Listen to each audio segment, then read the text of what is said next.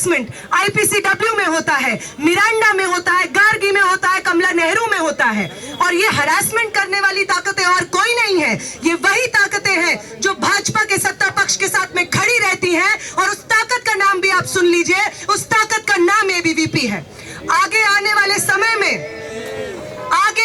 समय में बार बार आपके कॉलेजेस में आएंगे, बहुत सतर्क रहिएगा। आपको बार बार वो बोलेंगे कि हम तो हिंदुस्तानी सभ्यता को रिप्रेजेंट करते हैं, हम तो कल्चर को रिप्रेजेंट करते हैं, ट्रेडिशन को रिप्रेजेंट करते हैं। वो स्नेह जो आपको अपने परिवार के प्रति महसूस होता है, we all love our families, जो प्रेम आपको अपने परिवार के प्रति महसूस होता है, उसको एक्सप्लॉइट करके आपको बोलेंगे कि आइए एबीवीपी में आइए भाजपा से जुड़िए, आइए हमारी विचारधारा से जुड़िए। जब वो आपको इस तरीके की चीजें बोले, उनसे कुछ सवाल पूछिएगा उनसे कि जब जंतर मंतर पे स्टूडेंट्स 50 दिन से अपने भविष्य और शिक्षा के लिए जद्दोजहद कर रहे थे, 23 दिन की भूख हड़ताल कर रहे थे, तब एबीवीपी की तरफ से एक इंसान क्यों मौजूद नहीं था जंतर मंतर पे? पूछिएगा उनसे कि मिरांडा हाउस में जब चुनाव होता है, गेट तोड़ करके आपके संगठन के पुरुष दिन दहाड़े महिलाओं के कपड़ों पे कमेंट करते हुए, मार्जिनलाइज्ड जेंडर आइडेंटिटी से आने वाले लोगों के कपड़ों पे कमेंट करते हुए हमारी ही कॉलेज में, हमारी ही यूनिवर्सिटी में हमें अनसेफ क्यों महसूस कराते हैं? पूछिएगा उनसे, पूछिएगा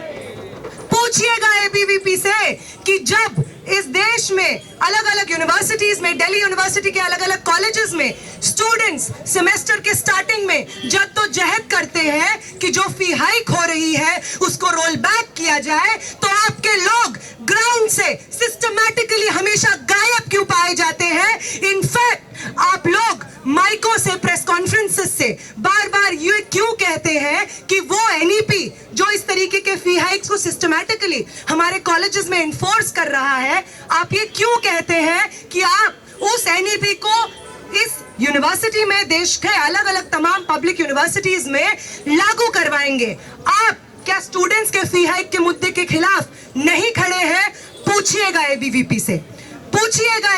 से कि जब इस तरीके के डेमोक्रेटिक प्रोग्राम्स होते हैं, जब हम बात करना चाहते हैं एजुकेशन पे, अनएम्प्लॉयमेंट पे, जब हम बात करना चाहते हैं हमारे भविष्य पे, तो ऐसा क्यों होता है कि ABVP in the past few years हमारे प्रोग्राम्स में आते हैं वो लोग और बार बार हिंसा करते हैं हमारे प्रोग्राम्स में? जिन लोगों के पास डायलॉग की ताकत नहीं है, रीजन की ताकत नहीं है, क्रिटिकल थिंकिंग की ताकत नहीं है, वो लोग बार बार हथियार का इस्तेमाल करते हैं, हिंसा का इस्तेमाल करते हैं हमारे इस छात्र आंदोलन को दबाने के लिए। पूछिएगा एबीवीपी से। और जब वो आपसे पूछें कि आप बड़ा आईसा के प्रोग्राम में गए हुए थे, क्यों गए हुए थे, क्या किया है आज तक आईसा ने, तो भी बता देती हूं क्या कहना है। ये कहना है कि जब एनईपी को इन्फोर्स किया जा रहा था और पहली बार दिल्ली विश्वविद्यालय में एफआईयूपी का मॉडल लागू हुआ था, अगर संघर्ष करके किसी ने उसे वापस करवाया था तो उस ताकत का नाम आईसा था, इसलिए जुड़े हुए हैं आईसा से। कहिएगा उनको कि जब 2019 में जेएनयू में फी हाइक को यूनिलैटरली इन्फोर्स किया जा रहा था, तो उस फी हाइक के मूवमेंट को जो लोग लड़ रहे थे वो लेफ्ट के लोग थे, जो स्टूडेंट ऑर्गेनाइजेशन अपने कंधों पे कैरी कर रही थी उस मूवमेंट को, उसका नाम आईसा था, इसलिए खड़े होते हैं आईसा के साथ। कहिएगा उनको कि जब दिल्ली विश्वविद्यालय में हम लोगों ने कैंपेन चलाया था कि एसी बस पास के लिए हम लोग जद्दोजहद करेंगे, प्रोटेस्ट करेंगे, डिटेन होंगे, एफआईआर खाएंगे, तो तब उस मूवमेंट को जो लीड कर रहा था, और अगर आज स्टूडेंट्स को एसी बस पास मिलता है, अगर आज मेट्रो कंसेशनल पासेस का मूवमेंट जिंदा है, तो वो इसलिए जिंदा है क्योंकि स्टूडेंट फोर्सेस उस ताकत को, उस मूवमेंट को जिंदा रखे हुए हैं, और उसमें जो मूवमेंट है, जो फोर्स है जो उसको जिंदा रखे हुए है, उसका नाम आईसा है। कह दीजिएगा उनको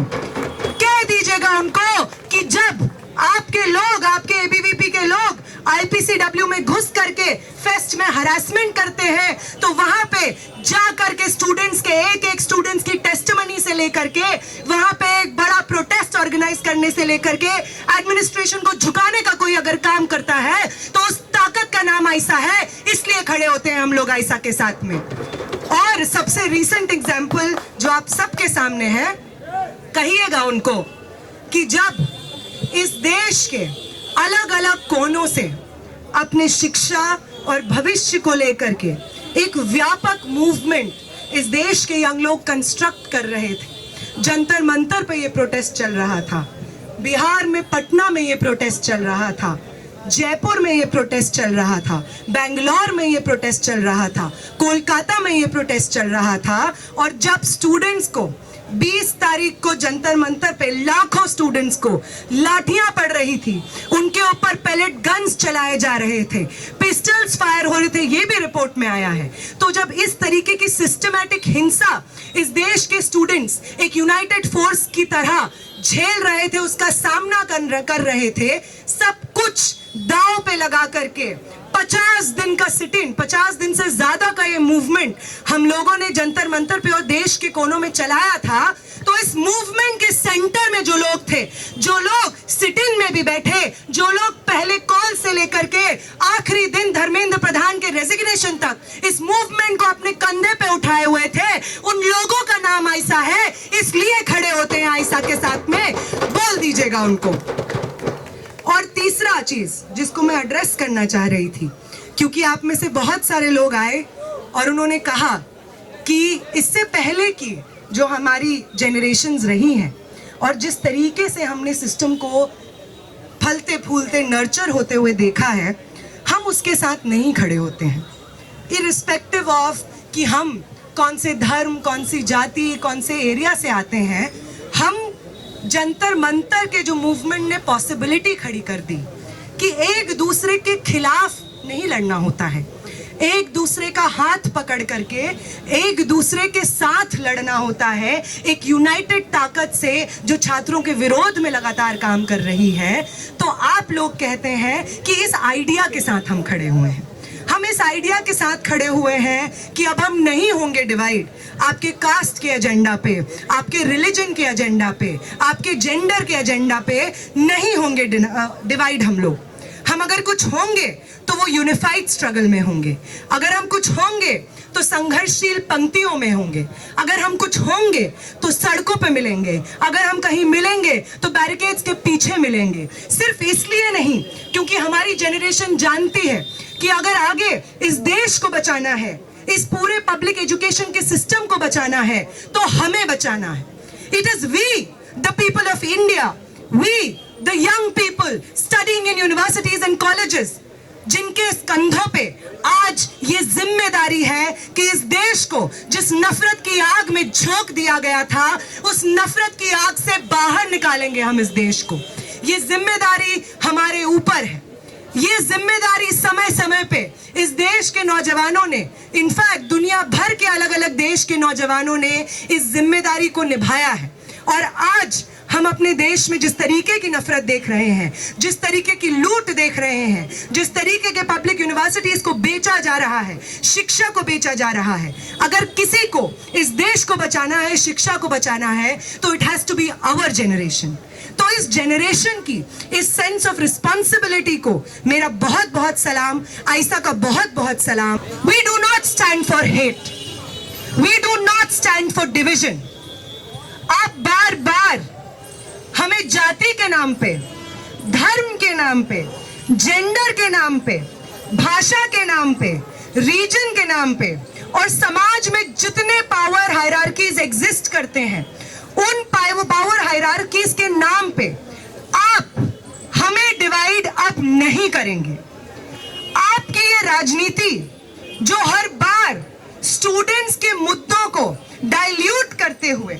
उसको बुलडोज करते हुए सिर्फ अपने वोट बटोरना चाहती है। हर चुनाव के मौसम में आप इस देश के नागरिकों के पास आते हैं और उनसे जाति का, धर्म का, तमाम भाषाओं का, क्षेत्रों का रिश्ता जोड़ करके चुनाव में वोट्स मांगने की कोशिश करते हैं और जैसे ही जनप्रतिनिधि बन जाते हैं तो हमारे एजुकेशन के मुद्दे कहाँ जाते हैं? गायब हो जाते हैं। ये फैक्ट कहा जाता है कि इस देश में, जिसको एक यंग देश बोला जाता है, हमारे देश की एक significant population consists of the young people of this country, वो यंग लोग डिग्री लेने के बाद भी मजबूर है कि वो इस देश में अनएम्प्लॉयड घूमे। इसकी जिम्मेदारी कौन लेगा? कौन लेगा इसकी जिम्मेदारी कि दिल्ली यूनिवर्सिटी, इस देश की सर्वश्रेष्ठ यूनिवर्सिटी में जब स्टूडेंट्स पढ़ने आते हैं, सोशियोलॉजी पढ़ने आते हैं, हिस्ट्री पढ़ने आते हैं, आर्ट्स पढ़ने आते हैं, जर्नलिज्म पढ़ने आते हैं, तो ये सब चीजों को डाइल्यूट करके उन्हें फिट इंडिया पढ़ाया जाता है, स्वच्छ भारत पढ़ाया जाता है। उन्हें कहा जाता है कि जो भाजपा के पॉलिटिकल इकोसिस्टम से निकला हुआ ज्ञान और प्रोपेगेंडा है वही आपका एजुकेशन है। तो ये मुद्दा कहां गायब हो जाता है? ये मुद्दा कहां गायब हो जाता है कि दिल्ली यूनिवर्सिटी के कॉलेजेस में हर साल हम लोग 100 से 200% तक की फी हाइक देख रहे हैं। इससे आगे, इससे पहले आने वाली जो जनरेशंस यूनिवर्सिटीज में सिर्फ इसलिए पढ़ पाती थी क्योंकि दिल्ली विश्वविद्यालय एक पब्लिक यूनिवर्सिटी होने के नाते समाज के हर सेक्शन को शिक्षा का अधिकार मिले, इस चीज को अपनी जिम्मेदारी समझता था। आज उस जिम्मेदारी से हाथ धो करके, स्टूडेंट से पैसा वसूल करके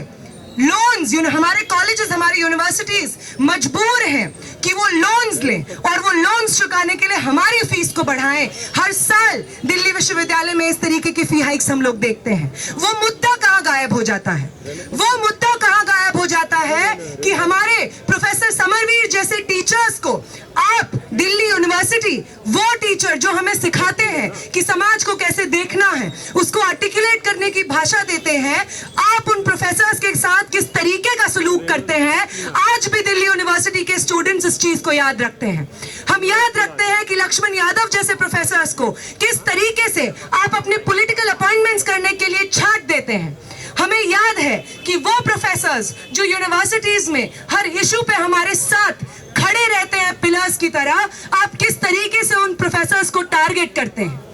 हम जानते हैं शहीद भगत सिंह का एग्जाम्पल, हम जानते हैं शहीद भगत सिंह कॉलेज का, जहां पे एक स्टूडेंट के ऊपर जातिवादी टिप्पणी की जाती है वहां के प्रिंसिपल के द्वारा, उनके साथ हिंसा होती है और वहां पे अगर कोई उस एडमिनिस्ट्रेशन से लड़ने के लिए ताकत खड़ी रहती है तो उस ताकत का नाम स्टूडेंट मूवमेंट होता है, उस ताकत का नाम आईसा होता है।